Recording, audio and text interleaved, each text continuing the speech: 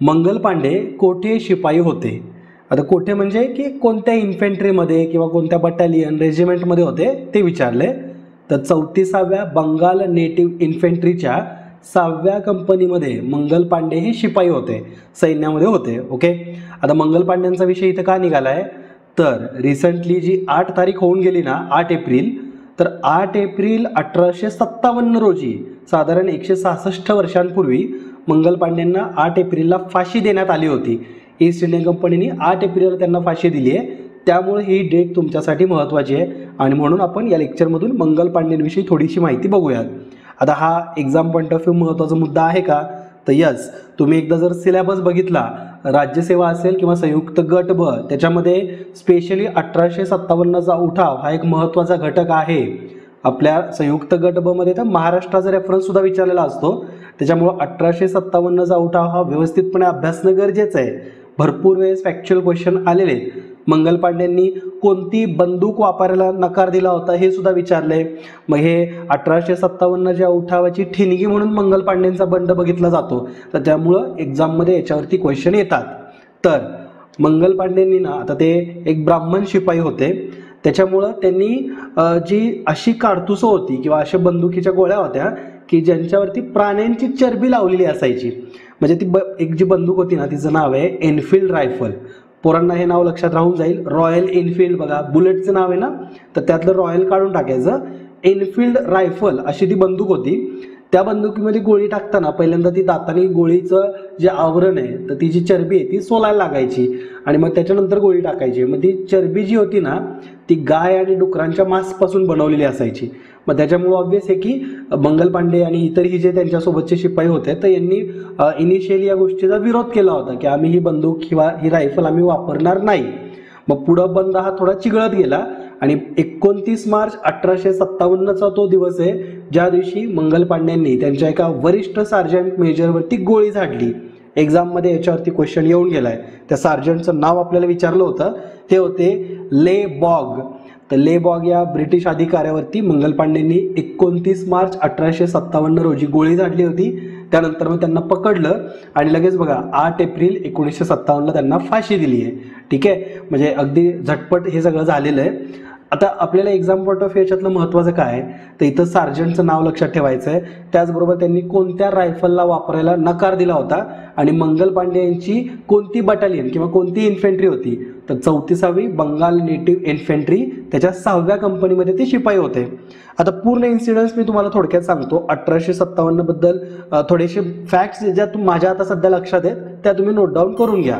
जसं की बंड तर होणारच आहे किंवा व्हायचाच आहे असं तारीख ठरली होती. 31 मेचा तो दिवस ठरवला होता की ज्या दिवशी बंड करायचे किंवा 1857च्या उठावाची सुरुवात होणार होती 31 मेला. पण त्यापूर्वीच 29 मार्चची ही घटना झाली की ज्यामध्ये मंगल पांडेंनी ब्रिटिशावरती गोळी झाडली आहे. ओके, म्हणजे ऑलरेडी प्लॅनमध्ये होता बंड, पण तो थोडा आधी झाला, 1-2 महिने आधीच ती कृती घडली. मग आता मंगल पांडेंनी गोळी झाडली होती, तर ते आता हे कुठल्या छावणीमध्ये हा प्रकार घडला हे पण माहिती असायला पाहिजे. तर बराकपूरची जी छावणी आहे तर तिथं ही घटना घडलेली आहे. ठीक आहे, 24 मे 1857 रोजी, म्हणजे ही गोळी झाडायच्या 5 दिवसच आधी मेरठमधल्या घोडदळातल्या सैनिकांनी सुद्धा उठाव केला होता. म्हणजे घोडदळातले सैन्य होते हे सुद्धा ते कारतूस वापरायला नकार दाखवत होते आणि लगेच मग 5 दिवसांनी म्हणजे 29 मार्चला मंगल पांडेंनी गोळी सुद्धा झाडली. ठीक आहे, पुढे जाऊन मग 10 मे रोजी जे घोडदळामधले जे सैन्य होते तर त्यांनी फायनली उठावामध्ये पार्टिसिपेट केलं, बंड पुकारलं. 10 मे 1857चा तो दिवस. ठीक आहे, आता हे सगळा जो उठाव चालू होता ना, तर हा भरपूर वेगवेगळ्या प्रांतामध्ये भारतात सुरू होता. त्याचं संघटन एकत्र नव्हतं असं म्हणण्यात येतंय. पण सावरकरांनी या बंडाचं जे वर्णन आहे हे पहिला स्वतंत्र लढा असं केलेलं आहे. त्यांनी त्याच्यासाठी जे पुस्तक लिहिलं आहे त्याचं नाव आहे इंडियन वॉर ऑफ इंडिपेंडन्स. ठीक आहे, म्हणजे भारताला स्वातंत्र्य मिळवण्यासाठीचा हा उठाव होता अशी तुलना सावरकरांनी केली आहे. ठीक आहे, आता याच्यावरती क्वेश्चन येतात का, तर यस, विचारण्यात आलेले आहेत. जे या बंडाचं जे वर्णन आहे हे कुणी कुणी कशा पद्धतीने केलं, जसं की बघा एक तुम्हाला माहिती असेल नर फाटक जे होते तर त्यांनी या उठावाला शिपायांची भाऊगर्दी असं म्हटलं होतं. ओके, नर फाटक यांच्यावरती सुद्धा क्वेश्चन आलेला आहे. आता काही थोडे निगेटिव्ह टोनमधले जे या उठावाला म्हटलेले जे काही विधानं आहेत ना, जसं की फॉर एक्झाम्पल TR होम्स म्हणून एक होता अधिकारी, तर त्या ब्रिटिशांनी याला रानटी व सभ्यतेतील लढा असं म्हटलं होतं. रानटी म्हणून कुणाला हिणवत आहे तर भारतीयांना, आणि सभ्य म्हणजे कोण, हे ब्रिटिश. ओके, असं त्यांनी वर्णन केलंय, रानटी व सभ्यतेतील लढा. ठीक आहे. त्यानंतर ER रीस म्हणून एक जण होता, त्यांनी ईसाई धर्माविरुद्ध धर्मयुद्ध असं या उठावाचं वर्णन केलंय. म्हणजे ख्रिश्चन या धर्माविरुद्धचाच धर्मयुद्ध आहे असं त्यांनी वर्णन केलं. म्हणजे डायरेक्टली, म्हणजे आपण म्हणतो ना बघा की ब्रिटिशांना फोडा आणि राज्य करा ही नीती चांगली येते, हिंदू मुस्लिम करणं किंवा असं धर्माला मध्ये आणणं, तर हे ब्रिटिशांनी खूप चांगल्या पद्धतीने केलंय. ठीक आहे. आणि हे ब्रिटिशर्स हे रेसिस्ट म्हणून सुद्धा खूप प्रसिद्ध आहेत बघा, जगात अजूनही ते रेसिझम करतात. ओके, अमेरिकेमध्ये तर खूप वाईट अवस्था आहे. ठीक आहे. असो, पण आता या रेसिझम संदर्भातचा एक वर्णन या उठावासाठी करण्यात आलंय. काळ्या गोऱ्यांचा संघर्ष असा सुद्धा उल्लेख या 1857च्या उठावाला करण्यात आलाय. हे वर्णन J.G. मिडले यांनी केलेलं आहे. ठीक आहे. ही वर्णनाची वाक्य लक्षात ठेवायची, कुणी कसं वर्णन केलं याच्यावरती क्वेश्चन येतो. त्यावेळेस ज्यावेळेस 1857चा उठाव झाला ना, त्यावेळेस ब्रिटनमध्ये जे पंतप्रधान होते ते कोण, तर ते होते पामस्टन. ठीक आहे, त्यांचं नाव आहे पामस्टन. आणि त्यावेळेस गव्हर्नर जनरल आणि व्हाईसरॉय जो होता ना, तर तो होता कॅनिंग. ठीक आहे, तर ते लक्षात ठेवायचे. कॅनिंग हा व्हाईसरॉय होता आणि पामस्टन हा ब्रिटनचा पंतप्रधान होता. ठीक आहे. आणि ह्या उठावाला ना फ्रान्स आणि इटलीनी समर्थन दाखवलं होतं, कारण ऑब्व्हियस आहे हे ब्रिटिश सत्तेविरुद्धचे ह्या सत्ता आहेत. ठीक आहे, सगळ्या युरोपियन सत्ता आहेत, सगळ्यांना राज्यच करायचं होतं, पण त्यांच्यात सुद्धा काही एकी नव्हती ना. फ्रान्स आणि इंग्लंड यांच्या विरुद्ध बरेचसे तह सुद्धा झालेत बघा, भारतामध्ये युद्ध झालेले आहेत. तर फ्रान्स आणि इटली हे दोन राज्य आहेत की ज्यांनी, किंवा हे दोन देश की ज्यांनी या भारताच्या उठावाचं समर्थन केलं होतं आणि त्याच्यासाठी भारतीयांना शुभेच्छा पाठवल्या होत्या. याच्यावरती क्वेश्चन येईल म्हणून मी हे तुम्हाला सांगतोय. ओके. तसंच एक ब्रिटनमध्ये त्यांच्या संसदेतला जो ऑपोजिशन लीडर होता ना, त्यांनी या उठावाला समर्थन केलं होतं. ऍक्च्युली समर्थन म्हणण्यापेक्षा उठावाबद्दल त्यांनी पॉझिटिव्ह वाक्य वापरलं. या उठावाचं वर्णन करताना ब्रिटनचा जो विरोधी नेता होता त्याचं नाव होतं डिझरायली. तर डिझरायली म्हटलं की हा राष्ट्रीय उठाव आहे, नॅशनल रिबेल आहे असं यांनी वर्णन केलंय. हे खास लक्षात ठेवायचं आहे. जनरली असंच असतं बघा, आपल्या भारतामध्ये स्वतःच बघायला मिळेल, ऑपोजिशन पार्टीवाले जे असतात हे नेहमी सत्तेत असणाऱ्या पक्षाचा विरोध करण्यासाठी देशाच्या बाहेर सुद्धा सपोर्ट करतात. मग हे ब्रिटनच्या बाहेर त्यांनी भारतीयांच्या उठावाला राष्ट्रीय उठाव म्हणून जो सत्तेमध्ये आहे त्याला ऑलमोस्ट म्हणजे असं त्याला दाबण्याचाच प्रयत्न केला आहे. ठीक आहे. तर बघा, मंगल पांडेंच्या फाशीचा दिवस आपण 1857च्या उठावाला एक्सप्लेन करण्यामध्ये दिलाय. तर अशीच क्वालिटी इन्फॉर्मेशन तुम्हाला पुढेही बघायला मिळणार आहे. तुम्हा सगळ्यांचं मनापासून स्वागत. आज आहे 11 एप्रिल. लेक्चर घ्यायला थोडासा लेट झालाय, मी इतर कामांमध्ये बिझी होतो, पण लेक्चर तुम्ही व्यवस्थितपणे बघा. या लेक्चरची PDF आपल्या टेलिग्राम चॅनलतून डाउनलोड करा. या टेलिग्राम चॅनलची लिंक खाली डिस्क्रिप्शन बॉक्स आणि पिन कमेंटमध्ये आहे. त्याचबरोबर विजन स्टडी 2.0 हे ॲप सुद्धा डाउनलोड करा. या PDF काही दिवसानंतर तुम्हाला डायरेक्टली ॲपमध्ये मिळायला चालू होतील. पुढचा प्रश्न बघा, नुकताच बातम्यांमध्ये दिसणारा TSAT-1A हा कोणत्या प्रकारचा उपग्रह आहे? TSAT-1A हा काही हवामान निरीक्षक उपग्रह आहे का, किंवा संचार उपग्रह किंवा नॅव्हिगेशन रिलेटेड? तर नाही, हा उपग्रह अर्थ ऑब्झर्वेशन सॅटेलाइट आहे. TSAT-1A हा उपग्रह आपल्या Tata advance system limited TASL नी बनवलेला आहे. स्पेसएक्स या कंपनीच्या माध्यमातून त्यांच्या फाल्कन 9 या रॉकेटचा वापर करून TSAT-1A हे पृथ्वीच्या कक्षेमध्ये प्रस्थापित करण्यात आले किंवा पाठवण्यात आले. ओके. या अर्थ ऑब्झर्वेशन सॅटेलाइटचा उपयोग काय होतो, तर चांगल्या हाय क्वालिटी इमेजेस ग्रॅब करणं, मिलिटरी ग्रेडच्या इमेजिंग कॅपेबिलिटीज बनवणं, त्याचबरोबर मल्टीस्पेक्ट्रल इमेजेस आपल्याला पाठवणं, डेटा म्हणून कलेक्ट करणं, तर हे या सॅटेलाइटचं काम असणार आहे. आता याचा वापर कुठं होऊ शकतो, तर याचा वापर डायरेक्टली आपल्या संरक्षण क्षेत्राशी संबंधित आहे. म्हणजे भारतीय संरक्षणात जे इतर आपल्या समजा बॉर्डर आजूबाजूला जे तैनात सैन्य आहे तर त्याच्या संदर्भात ॲक्टिव्हिटीज हाताळल्या जातील, तर अशा प्रकारचे हे सॅटेलाइट आहे. यामुळे भारताला फायदाच होणार आहे, कारण एक प्रायव्हेट ग्रुप हा अशा पद्धतीने याच्यात इन्व्हॉल्व झाला आहे. त्याच्यामुळं आपल्या देशामध्ये खाजगी क्षेत्राचं उपग्रह विकासातलं हे महत्त्वाचं पाऊल मानलं जात आहे. ओके. तर एवढ्या सगळ्यातून तुम्हाला हे लक्षात ठेवायचं आहे की TSAT-1A हा अर्थ ऑब्झर्वेशन सॅटेलाइट आहे, जो की टाटा ॲडव्हान्स सिस्टीम लिमिटेडनी बनवला आहे. स्पेसएक्सच्या फाल्कन 9 या रॉकेटचा वापर करून त्याला पाठवण्यात आलेलं आहे. ठीक आहे. पुढच्या प्रश्नाकडे या. नुकतेच कोणत्या देशाने नवीन सोने समर्थित चलन झिग नाव आहे त्याचं सादर केले? आता हे सोने समर्थित चलन वगैरे म्हणजे काय, तर गोल्ड बॅक्ड करन्सी. ओके, आता लक्षात येते ना, आता सोपं वाटतं थोडं. गोल्ड बॅक्ड म्हणजे काय, की ही जी करन्सी असणार आहे ही ज्या देशाने लॉन्च केली आहे, तर त्यांचा हा पर्पज आहे की ही करन्सी डायरेक्टली सोन्याच्या किमतीवरती आधारित असावी.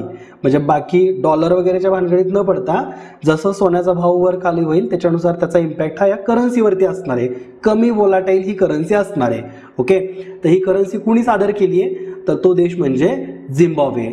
ओके, पर्याय क्रमांक 2. रिसेंटली आपण न्यूजमध्ये बघितलं होता की झिम्बाब्वेमध्ये ना एक आणीबाणी घोषित केली आहे. ती कशासाठी, तर तिथं अल निनोचा इम्पॅक्ट एवढा पडला आहे की तिथं आता अन्न सुरक्षा, पाण्याची टंचाई असे भरपूर प्रश्न उभे राहिले आहेत.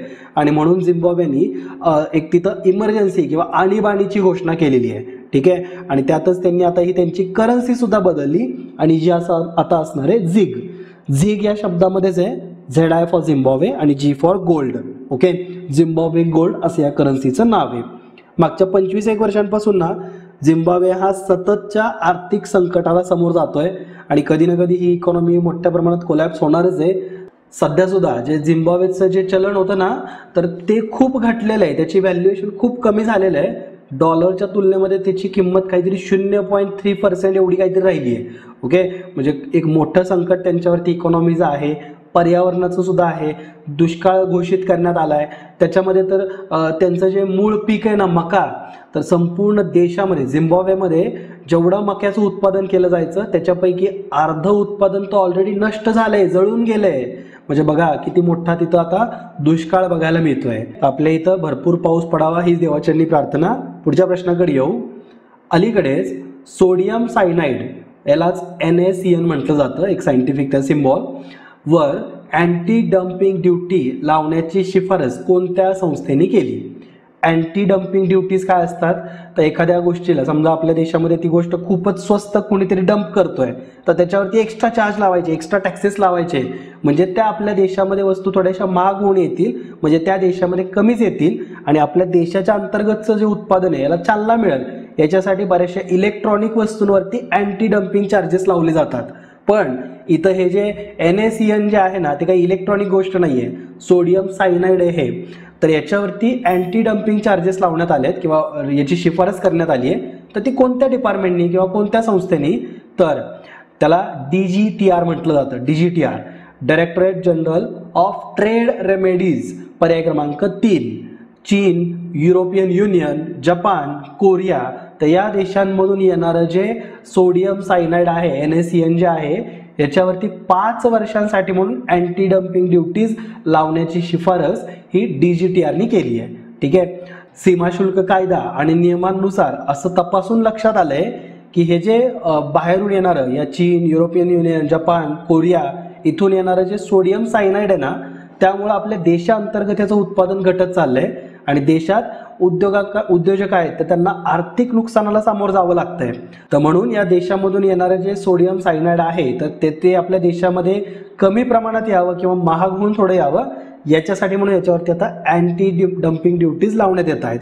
याचा वापर कुठे केला जातो, तर जे आपले पेस्टिसाइड असतात ना बघा, कीटकनाशकं, त्यानंतर आपले जे धातू आहे त्याला आपल्याला एक्स्ट्रॅक्ट करावं लागतं, तर त्या दरम्यान सुद्धा या NaCNचा वापर केला जातो. कुठं कुठं कीटकनाशकं, मेटल एक्स्ट्रॅक्शन, त्याचबरोबर आपल्याला कीड मारायची आहे तर त्याच्यासाठी सुद्धा फवारणी करताना याचा वापर केला जातो.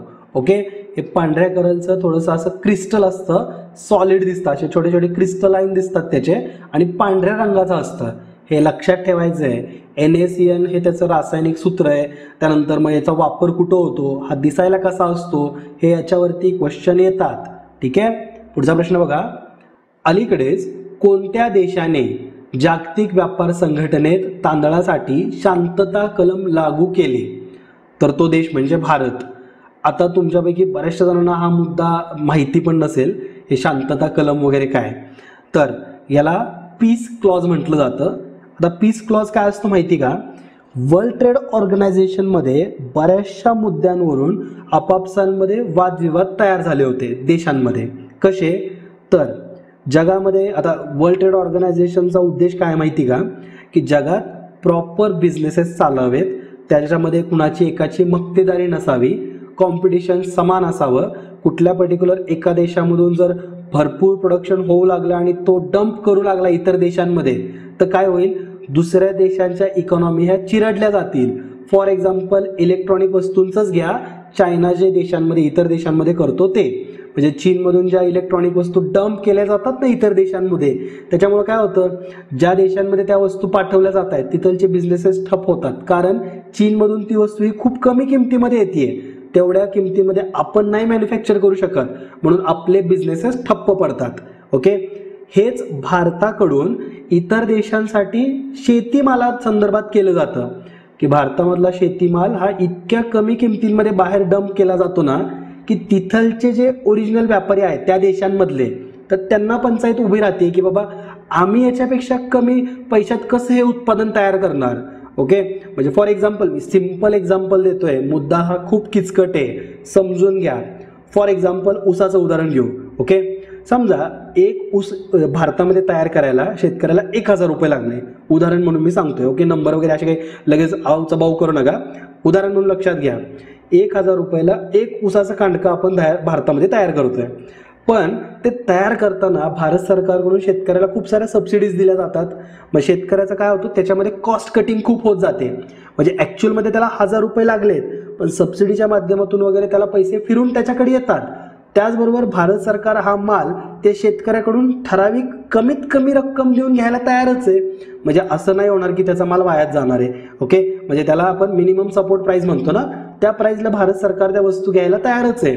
म्हणजे काय, तर भारत हा शेतकऱ्यांना जास्तच सबसिडी देतोय, जास्तच मदत करतोय, अशा प्रकारची टीका भारत सरकारवरती केली जाते. कॅनडा, अमेरिका, UK हे जे देश आहेत ना, हे भारत सरकारवरती या गोष्टीसाठी टीका करतात की तुम्ही एवढ्या सबसिडीज नाही दिल्या पाहिजे, तुम्ही एक डेव्हलपिंग कंट्री आहात, काही दिवसानंतर तुम्हाला या सबसिडीज बंद करायच्या आहेत, तर तसं आम्हाला लिखित द्या, एक ॲग्रीमेंट आमच्यासोबत साईन करा की आम्ही काही दिवसानंतर ही सबसिडीज बंद करणार आहे. ओके, तर तसं भारत सरकार करू शकत नाही, कारण आपले शेतकरी तर तुम्हाला माहिती, म्हणजे आपली रियालिटी तुम्हाला माहिती आहे की शेतीमध्ये कशा पद्धतीने भारत हा पूर्ण एकवटलेला आहे की भारतात शेती हा प्रमुख उद्योग आहे. त्याच्यामुळं शेती संदर्भाचा असा निर्णय आपण नाही घेऊ शकणार की आपण याच्यावरती सबसिडीज बंद केल्यात, उलट सबसिडीज वाढवण्यासाठी आपण काही ना काही छोट्या मोठ्या तरतुदी करत राहतोय. ठीक आहे, मग आता दुसरीकडं सबसिडीज बंद पण नाहीत करता येणार आणि जगामध्ये तर आपल्याला सबसिडीज बंद करण्यासाठी सारखं उकसवलं जात आहे. दुसरीकडे काय होतंय की आपले शेतकरी आणखीन सबसिडीज वाढवून द्या, लिगलाइज करा, आम्हाला लिखित स्वरूपामध्ये द्या की आम्हाला तुम्ही या वस्तूंना या शेतीमालासाठी सबसिडीज देणार, हे लिखित कायद्यामध्ये द्या, असं शेतकरी डिमांड करतायत. म्हणजे भारत सरकार पुढं दोन्ही, म्हणजे हा मुद्दा आत्ताचा नाही आहे बरं का, अगदी आपण स्वातंत्र्य झाल्यापासूनचा मुद्दा आहे की दोन्ही ठिकाणी आपण अडकलोय.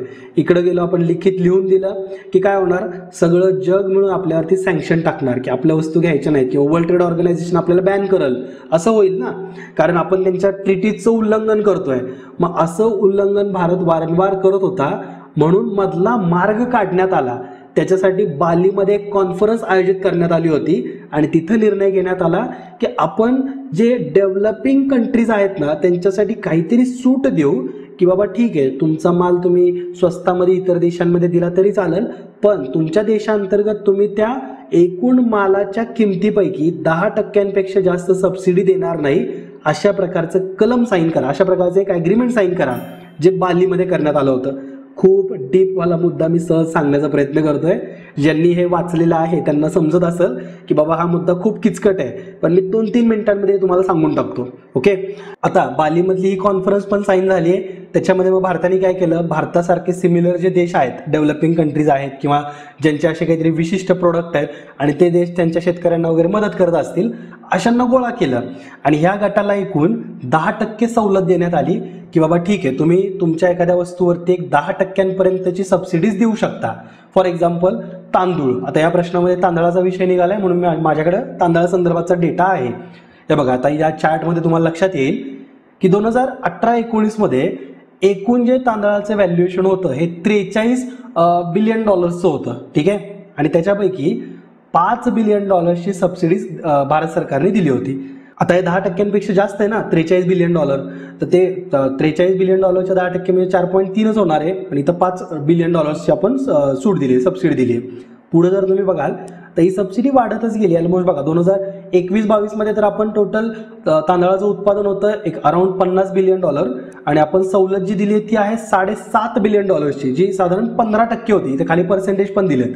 ओके, म्हणजे 10% जी आपल्याला सवलत दिली होती ती तर आपण मागच्या 5 वर्षांपासून मोडत आलोय तांदळासाठी.